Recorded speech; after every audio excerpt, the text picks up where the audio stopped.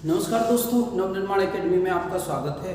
भूगोल की क्लास में आज हम लोग कर रहे हैं गोवा राज्य।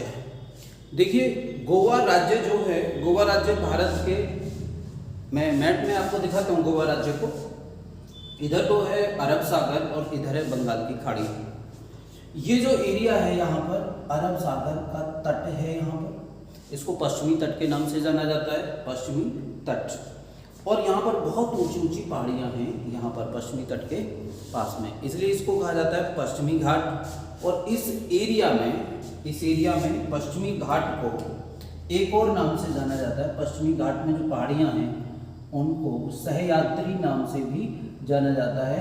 ये हम एक टॉपिक करेंगे बाद में। तो पश्चिमी घाट की जो पहाड़ियाँ हैं उन्हें यहाँ पर सहयात्री नाम से जाना जाता है। तो एक क्वेश्चन तो ये हो गया कि गोवा जो है सह्याद्री में है और भारत के पश्चिमी घाट पर है, और ये अरब सागर को छूता है। यहाँ से छोटे छोटे प्रश्न हो जाएंगे। अरब सागर को छूता है, सह्याद्री में बसा है और भारत के पश्चिमी घाट पर है, और यह अरब सागर को छूता है। ये छोटी छोटी बातें हो गई। यहाँ के बाद हम लोग देखते हैं राज्य कौन कौन से राज्य की सीमाओं को छूता है। ये यहाँ पर जो राज्य है वो है महाराष्ट्र,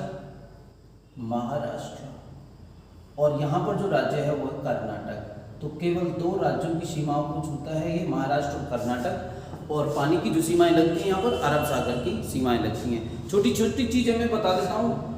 अरब सागर जो है वो हिंद महासागर का विस्तार है। यहाँ पर बंगाल की खाड़ी है, वो भी हिंद महासागर का विस्तार है। यहाँ पर है हिंद महासागर, तो हिंद महासागर से टच होते हुए ये सारी चीजें हैं। यहाँ पर कोंकण तट माना जाता है, इसमें हम पहले बता चुके हैं यहाँ पर कि कौन सा तट है।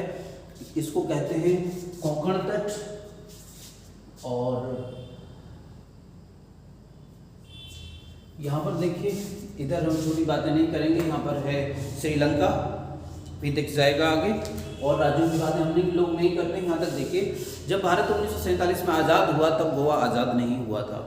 गोवा 1961 में आज़ाद हुआ था। इसका मतलब 1947 से 1961 तक गोवा पुर्तगालियों के कब्जे में रहा, विदेशियों के कब्जे में रहा। कई बार ये पेपर में प्रश्न पूछा गया है कि गोवा किसके कब्जे में रहा। क्या गोवा 1947 में ही आज़ाद हो गया था? उत्तर नहीं, गोवा 1961 में आज़ाद कराया गया था, आज़ाद नहीं हुआ था। याद रखना है, 1961 तक ये पुर्तगालियों के कब्जे में था। इसे आज़ाद कराने के लिए एक ऑपरेशन चलाया गया। उस ऑपरेशन का नाम था ऑपरेशन विजय। ऑपरेशन विजय के द्वारा पुर्तगालियों को यहाँ से भगाया गया और गोवा को छीना गया। 30 मई 1987 को 56वां संविधान संशोधन करके गोवा भारत का राज्य बनाया गया। याद रखना है, 61 में गोवा को शामिल किया गया भारत में, और 1987 में गोवा भारत का राज्य बना। इसके लिए 56वां संविधान संशोधन करना पड़ा। संविधान में है कि कोई नया राज्य अगर हमको शामिल करना है तो उसके लिए संविधान संशोधन के माध्यम से किया गया। यहाँ की राजधानी जो है पणजी है। इसके पड़ोसी राज्य हैं कर्नाटक और महाराष्ट्र। इसके जो प्रारंभिक शासक थे, इतिहास में अगर हम देखें तो मौर्यों ने यहाँ पर शासन किया, दिल्ली सल्तनत ने यहाँ तक पर शासन किया, विजयनगर ने शासन किया और पुर्तगालियों ने भी शासन किया। दिल्ली सल्तनत के शासकों ने भी यहाँ पर शासन किया था। ये क्षेत्रफल में सबसे छोटा राज्य है। इससे छोटा क्षेत्रफल में कोई राज्य नहीं है। भारत का सबसे छोटा राज्य है जो क्षेत्रफल में है। यहाँ पर भगवान महावीर सेंचुरी और सलीम अली नेशनल पार्क है। बहुत इंपॉर्टेंट बात है, सलीम अली एक पक्षी वैज्ञानिक थे, उनके नाम पर यहाँ पर एक नेशनल पार्क बनाया गया, भगवान महावीर सेंचुरी है। यहाँ की जनसंख्या लगभग 14.5 लाख है। यहाँ पे जो लिंगानुपात है वो 368 है। जनघनत्व 368 नहीं है, ये 968 है, 968 है।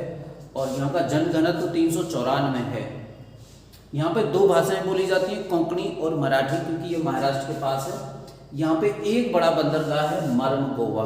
याद रखना है, ये अपने बीच के लिए याद किया जाता है, अर्थात जो समुद्री किनारे हैं वहाँ पर लोग सैलानी घूमने के लिए आते हैं।